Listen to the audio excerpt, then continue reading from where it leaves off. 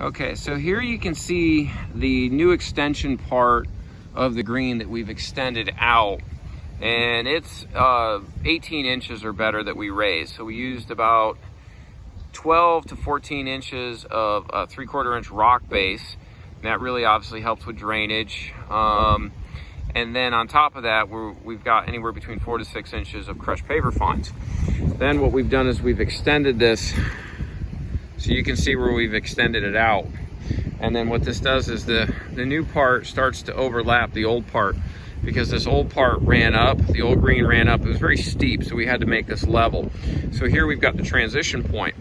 And this goes to what I was saying.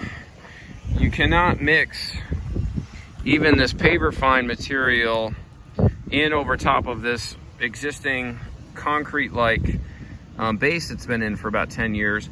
So these rocks will just become a problem. They're taller than the transition, and when we run the compactor over it, it'll just crumble.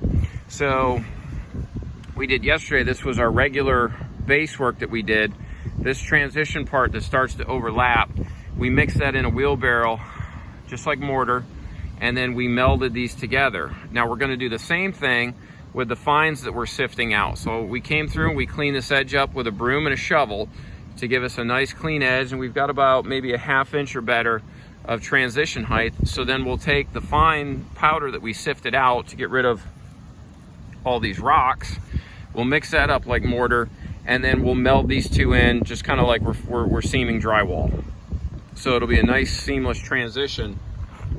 And then those areas right there, those rough pockets, we're gonna water this green or this base down again, and then we're gonna come through and we're gonna shake in using the colander. We're gonna shake in the powder to fill in all these voids, and then we'll run a magnesium float over top of it, and this thing is gonna look like granite by the time it's done. What's important is, since all this base material is extremely dry and we're gonna mix up the fines into like a mortar mix, we wanna really make sure our substrate is wet. That will ensure a nice bond so that these dry areas do not soak or suck up all the moisture out of what we just mixed up, and then it becomes kind of crumbly.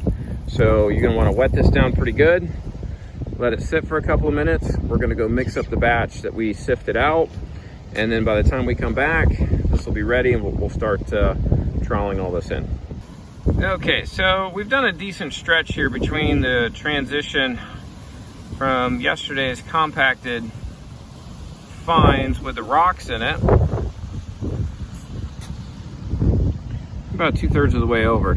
So you can see there's a heavy transition line where we stopped, and it got a little rough, and it really dropped off in here when we cleaned it up. So we're feathering it up into this. And then we're obviously coming into this about 18 inches to 2 feet or so over here. So really feather it out on both sides to even it. So you got to make sure that the ground is really wet, and that this is a nice peanut butter consistency to work it around. And then a little trick in the feathering this. Now, when we're basically troweling to this, you're gonna see we've got some rough edges here. Now, what you wanna do is you wanna take the trowel and you wanna press and just drag it towards you. And then that'll fill in those areas to almost perfect, because we're depressing it in. So you see here, we haven't done that yet.